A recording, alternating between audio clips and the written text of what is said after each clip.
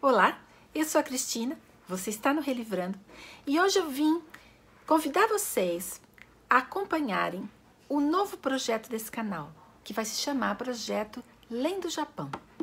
Bem-vindos!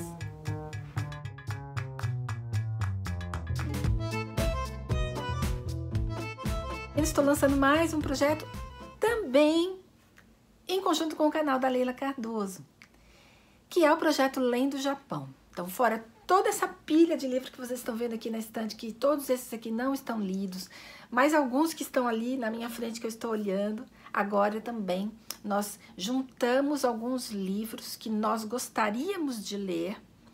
Já estava na nossa wishlist, já estava na nossa lista de leitura, mas assim, espalhados, não é? Então, a gente resolveu juntar esses livros em um único projeto e ler esses livros, aprendendo com eles, não só em relação à literatura, mas também em relação à própria história do Japão, que é uma história que eu acho muitíssimo interessante e da qual eu conheço muito pouco. Eu conheço coisas assim esporádicas. E a Leila também. Então, a gente resolveu agrupar esses livros desses autores, que são autores japoneses, ou então autores que falem especificamente sobre o Japão. A gente resolveu agrupar num único projeto e chamar isso de Projeto Lendo Japão. E é isso que eu vim aqui hoje, convidar vocês a acompanhar esse projeto. E eu quero começar esse projeto de uma maneira um pouquinho diferente aqui nesse canal. Ao invés de eu ficar mostrando uma lista enorme de livros ou uma pilha de livros que a gente vai ler, eu quero começar falando com vocês de um livro que a gente já leu. Então, olha só, a gente já leu Relatos de um Gato Viajante, da Hiro Arikawa. Bom, a Leila também leu esse livro e é isso que vai acontecer. Nós duas vamos ler vários livros em comum. Mas eu também li um outro livro que ela não leu, que é o Nihonjin, do Oscar Nakazato, que é um escritor brasileiro. Esse a Leila não leu. E eu vou falar dos dois agora aqui para vocês, tá? Então, olha, isso é uma coisa que vai acontecer. Alguns livros nós duas vamos ler, alguns livros eu somente vou ler, ou porque o assunto me interessa mais do que interessa a ela, ou porque eu tenho disponibilidade aqui em inglês e ela não tem em português, ou vice-versa, né? Eu li Relatos de um Gato Viajante com ela. É um livro que tem 232 páginas. E eu amei, gente, eu amei começar o projeto por esse livro, porque é um livro muito fofo. É fofo, né, porque fala de gato. E quem me conhece sabe que eu amo gato, né? Eu amo gato mais do que qualquer outro animal doméstico. Eu já tive muitos gatos, agora eu não tenho, porque eu moro num apartamento bem pequeno mesmo. E por ser pequeno também, eu teria que ter um contato muito próximo com o gato, coisa que eu não posso, porque eu sou alérgica, além de tudo, né? Eu tenho asma, então eu não posso ter um gato. Mas eu amo gato. Então, numa casa maior, eu consigo ter. Aqui não consigo.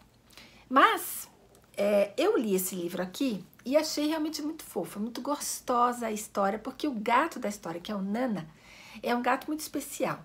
E só quem tem gato ou teve um gato consegue escrever daquela maneira. Então, eu tenho certeza que a escritora teve ou tem um gato, porque ela coloca ali algumas atitudes, algumas impressões que só quem tem o gato consegue colocar no papel. Porque conhece, né, o animal, que é um animal mas bastante diferente do cachorro, tá? Existem muitos mitos em relação ao gato, né, dizendo que ele só reconhece a casa, não reconhece o dono, que não é um animal que se apega, que ele só está interessado em comida, mas tudo isso, gente, coisa de quem não conhece gato, né? Mesmo porque o cachorro é um animal 100% domesticado e o gato não é. Ele ainda tem algumas características do animal selvagem que ele já foi, então isso faz com que ele tenha um comportamento um pouquinho diferente do cachorro, inclusive uma certa independência que o cachorro não tem, né? E que algumas pessoas não gostam, mas eu adoro. Essa independência do gato é uma das coisas que eu adoro. E isso está bem descrito aqui nesse livro. Então, quem tem gato vai se identificar com esse gato aqui, com o Nana. Quem não tem, nunca teve um gato, vai aprender como é que um gato age no dia a dia, né?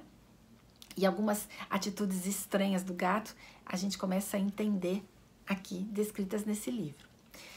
Por outro lado, gente, essa aqui é uma história muito triste. Nossa, olha, fazia muito tempo, aliás, eu não me lembro a última vez que eu chorei com um livro. E eu me debulhei nesse livro, eu chorei pra caramba no final do livro.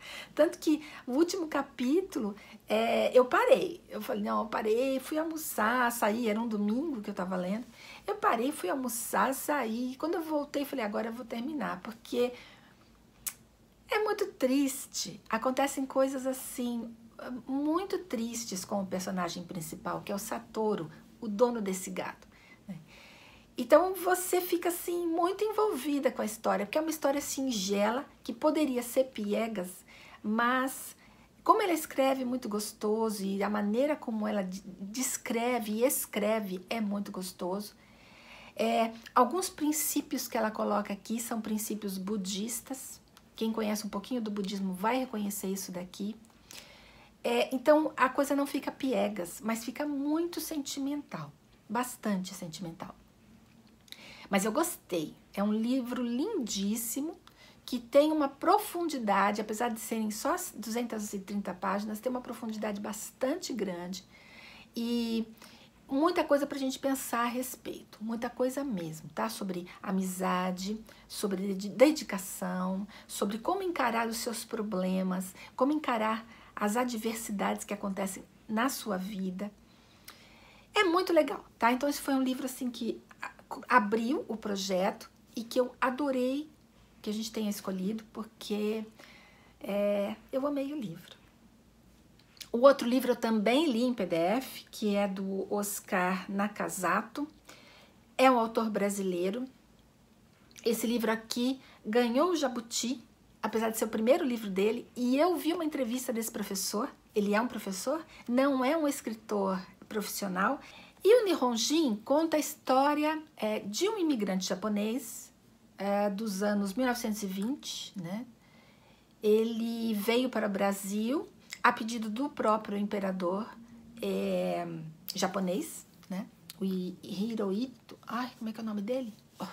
Hirohito, acho que é. Não me lembro. Bom, me corrijam aí o nome do imperador.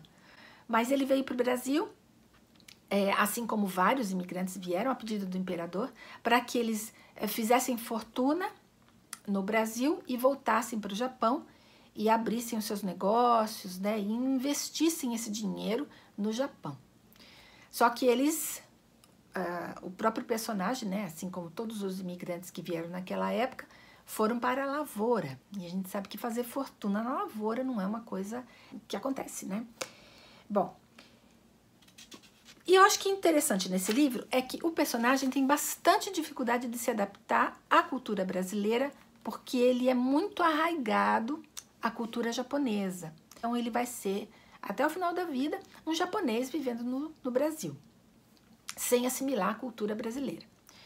Esse livro vai contar a história de 3 gerações, né? A dele, a dos filhos e a dos netos. Só que esse livro, gente, só tem 170 páginas, 173, uma coisa assim. Então, o que eu achei? Eu achei um livro bastante superficial. Ele tem o mérito, né, de ser um livro que fala de um assunto que não se fala muito, não tem muita literatura no Brasil, nem literatura ficcional e não ficcional. Eu não encontro muita coisa no Brasil falando dos imigrantes japoneses, dessa leva que veio no início do século XX. Então esse livro tem esse mérito. No entanto, eu achei o livro assim bastante superficial. Ele poderia, talvez, ter escrito mais, né? Contado um pouco mais sobre a cultura do imigrante que chegou aqui, que chegou no Brasil, né? Sobre os hábitos, os costumes, a linguagem, né? A cultura mesmo coletiva, né? Porque o Japão tem uma cultura bastante coletiva. O coletivo é muito mais importante do que a própria pessoa, né? Eles pensam assim. Então, eu achei que o livro deixou a desejar nesse sentido. Faltou história, né? História com letra maiúscula, né? Faltou conteúdo histórico. Por ter pouco conteúdo histórico, teve pouca descrição. Então, o livro não tem praticamente descrição. Você não conhece muito bem as pessoas, você não consegue visualizar muito bem os personagens, porque as descrições são bastante rápidas, né? E, nesse sentido, um pouco pobres. Mas é isso, eu acho que ele deve ter ganhado o Jabuti, né, como melhor romance, justamente pela abordagem, tá? E eu espero que ele escreva mais, porque ele escreve muito bem, e eu espero que o próximo livro que ele vai escrever tenha mais conteúdo histórico, tenha mais descrições, seja um pouquinho mais denso, né, porque aí a gente pode aproveitar melhor a leitura. Então foram esses dois os livros que eu li já iniciando o projeto. A intenção não era fazer um vídeo imenso, mas obviamente já ficou, né? Então eu vou mostrar rapidamente aqui para vocês alguns livros. Eu falei desses livros aqui no Book Haul de outubro. Eu trouxe esses livros do Brasil. Então, quem quiser saber quais são esses livros, vai ter que ir lá no Book Haul, não vou repetir aqui, né? Esses daqui são livros que eu também já falei em outros Book Hauls. São livros que estão em inglês. E tem aqui uma autora, a Janice Nimura. Ela é a nora de uma família japonesa e que vive em Nova York. E ela escreveu esse livro aqui, Daughters of the Samurai.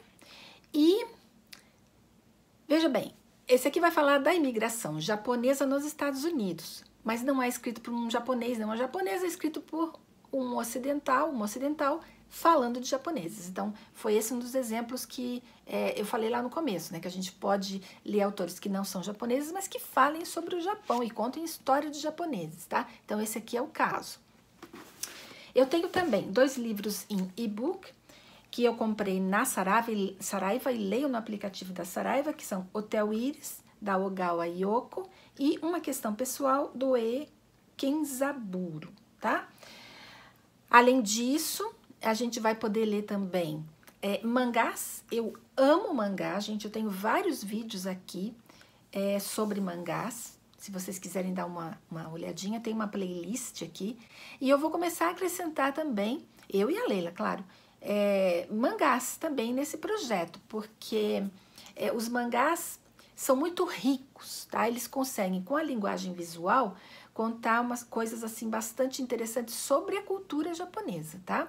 Então, inclusive tem um que chama Shova, que são, eu vou deixar a capa aqui para vocês verem, são 4 volumes que contam a história do Japão no século XX. Tá? Então, esses mangás não tem em português, tem só em inglês, mas eu vou ler e vou mostrar aqui para vocês, porque eu já folhei esses mangás e eles são muitíssimo interessantes, tá? Além de acompanhar o projeto aqui pelos vídeos que nós vamos fazer, começando por este, vocês podem acompanhar também nas nossas redes sociais, tanto minha quanto da Leila, no Instagram, Facebook, Twitter. Então, a gente vai colocando para vocês aquilo que a gente está lendo, aquilo que a gente vai ler. A gente coloca bastante foto dos livros, das capas, comenta, vocês fazem comentários. Vamos fazer esse projeto ficar bastante dinâmico. Se vocês não são inscritos no canal, agora é a hora de se inscrever. Se gostaram desse vídeo, deem um like. Vamos compartilhar esse vídeo, vamos compartilhar essa ideia, vamos compartilhar conhecimento, né? Adquirir conhecimento para que as coisas não entrem mastigadas no nosso ouvido e a gente aceite sem questionar, não é? Vamos questionar sempre. E é isso, espero que vocês tenham gostado e boa semana para vocês.